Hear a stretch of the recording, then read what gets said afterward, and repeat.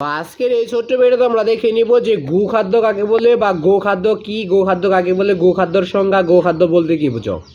তো এখানে চারটা প্রশ্ন দেখতে পাচ্ছ, চারটা প্রশ্নের উত্তর কিন্তু একই। তোমাদের কাছে জানতে চাই কি যে এটার পরিচয়, এটার মেইন জিনিস, এই মেইন মাথা সম্পর্কে কিন্তু এটার যে শুরুর বিষয়টা আছে, যে পরিচয়টা আছে, এটা লিখে দিলেই উত্তরটা হয়ে যায়।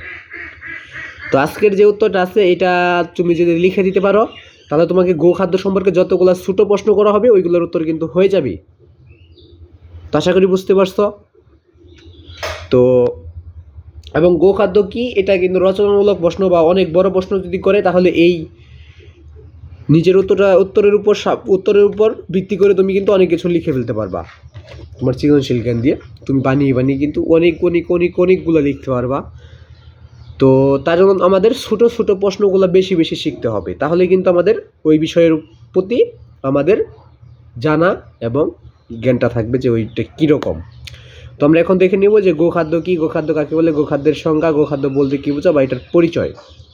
আরেকটি কথা সেটা হলো যে আমার হাতে একটা লামগুড়ি দেখতে পাচ্ছ, তো এগুলো বিক্রি করা হবে। তোমরা যারা নিতে চাও তারা কমেন্ট বক্সে বলে চাও যে এগুলো নিতে চাও, তাহলে তোমাকে হোয়াটসঅ্যাপ নাম্বার দেবে, ওখান থেকে যোগাযোগ করে এগুলো নিতে পারবা। তো আমরা এখন দেখে নিই যে গো খাদ্য কী, গো খাদ্য কাকে বলে, গো খাদ্যের পরিচয়, গো খাদ্যের উদাহরণ, গো খাদ্যের উত্তর আমরা দেখে নেই। তার আগে সকলেই চ্যানেলটাকে সাবস্ক্রাইব করে অল নোটিফিকেশন অন করে রাখবা। তো গো খাদ্য কী, গো খাদ্যের উত্তরটা আমরা দেখে নিই। যেসব খাদ্যে গবাদি পশুর দেহে আহার্য রূপে গৃহীত হয় এবং পরিপাক, শোষণ ও বিপাকের মাধ্যমে দেহে ব্যবহৃত হয় বা শক্তি উৎপাদন করে তাকে গো খাদ্য বলে। তো উত্তরটা আশা করি পেয়ে গেছো, স্ক্রিনশট দিয়ে নিবে। আমি উত্তরটা আবার বলে দিচ্ছি। যেসব খাদ্যে গবাদি পশুর দেহে আহার্য রূপে গৃহীত হয় এবং পরিপাকে, শোষণ ও বিপাকের মাধ্যমে দেহে ব্যবহৃত হয়, শক্তি উৎপাদন করে তাকে গো খাদ্য বলে।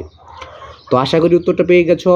তো আরও উত্তরগুলো পেতে চ্যানেলটাকে সাবস্ক্রাইব, ফলো করে অল নোটিফিকেশন অন করে রাখবা।